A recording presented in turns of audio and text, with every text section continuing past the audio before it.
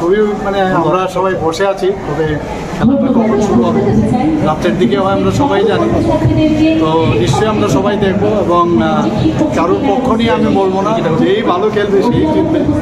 এবং এই ফুটবল খেলাও কিন্তু আমাদের অনেক কিছু শেখায়,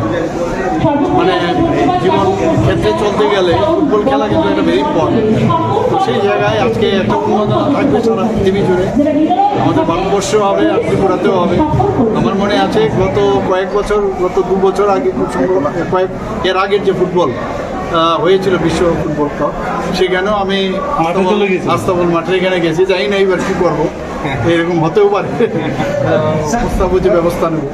क्वालिटी एजुकेशन के लिए सरकार किस तरह का प्रयास ले रहे हैं और एजुकेशन को और भी बेहतर बनाने के लिए, क्योंकि अभी जो कंपटीशन है सिर्फ स्टेट लेवल नहीं है, नेशनल लेवल है, तो इसको बढ़ावा देने के लिए सरकार किस तरह का? एक तो देखिए, माननीय प्रधानमंत्री जी इतना साल के बाद नेशनल एजुकेशन पॉलिसी ले आए और ये इसका पहले किसी का हिम्मत नहीं हुआ ये नेशनल एजुकेशन पॉलिसी बनाओ और उसको इम्प्लीमेंट करो। हम लोग भी त्रिपुरा में नेशनल एजुकेशन पॉलिसी चालू किए, जिससे ऐसा चीज़ उसमें रखे हुए हैं ताकि हमारा देश का जो कल्चर है और कल्चर को रखते हुए एजुकेशन पॉलिसी बनाए। और इसमें बहुत सारे स्कॉलर का जो सुझाव है उसको सामने रखते हुए तब ने इसको बनाया है। तो हमारे यहाँ पर भी इंफ्रास्ट्रक्चर बहुत सारे जगह में अभी टिंकरिंग लैब, स्मार्ट क्लास और इत्यादि व्यवस्था हम लोग किए हैं, और निपुण त्रिपुरा, इस तरह बहुत सारे चीज़ हम लोग विद्या सेतु मॉड्यूल ये सब बनाए।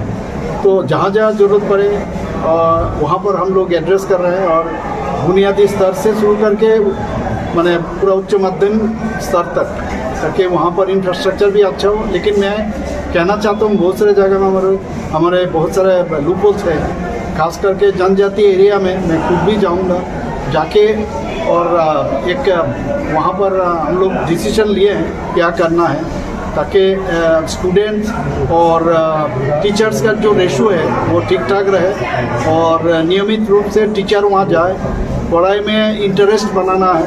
तो ये सब ड्रॉप आउट कितना है, ये सब हम लोग सामने रख के हम लोग आगे बढ़ेंगे। सर, देखा गया है कि सरकार हर सेक्टर में ये नियुक्त कर रहे हैं, टीचर भी नियुक्त कर रहे हैं, टीचर की कमती है, मगर ये बहुत स्लो चल रहा है।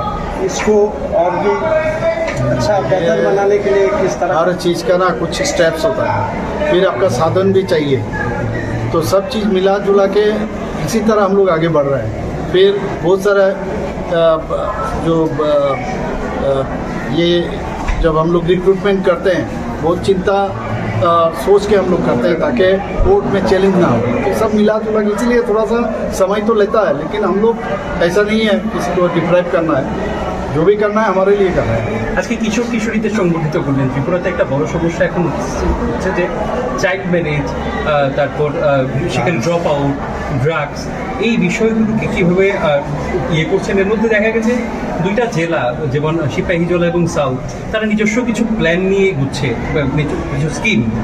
স্টেট গভর্নমেন্ট এটাকে ওভারঅল স্টেট না, আমরা তো এটাকে উৎসাহিত করছি, এবং এই নিয়ে চাইল্ড ম্যারেজ যে নিয়ে বহুদিন ধরে ত্রিপুরাতে এটা চলছে, এবং এটার উপর কোনো রকম নজরদারি ছিল না। আমরা চাইল্ড ম্যারেজ নিয়ে বিভিন্ন যেসব আপনি বললেন যে সিপাহীজলা এবং সাউথে, এরকম অনেক জায়গায় এটা হচ্ছে। তো এখন কিন্তু আস্তে আস্তে করে অনেক মেয়েরাও কিন্তু সামনে চলে এসছে, তারাও বুঝতে পারছে যে আর্লি ম্যারেজ কত রকমের সমস্যা হতে পারে, তারাও বুঝতে পারছে। অ্যাওয়ারনেসই মেইন, আমি সব জায়গায় দিই, এবং এর দিকে তো আমরা নজর রাখছি এখানে।